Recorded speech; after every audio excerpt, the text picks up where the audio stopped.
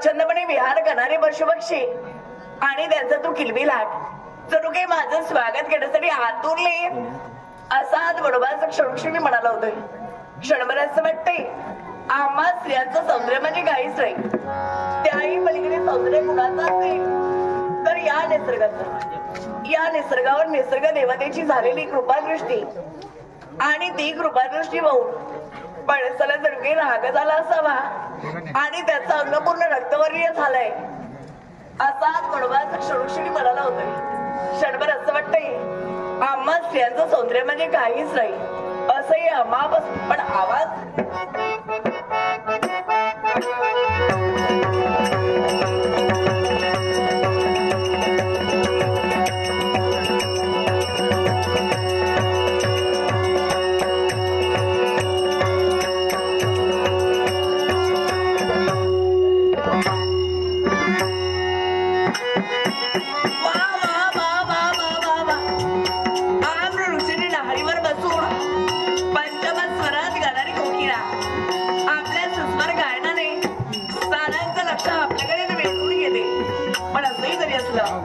तरी हा वनराज जणू काही माझ्याच मनात भरलाय असाच बडोबाच असाच बडोबाच असाच बडोबाच माझ्या मनामध्ये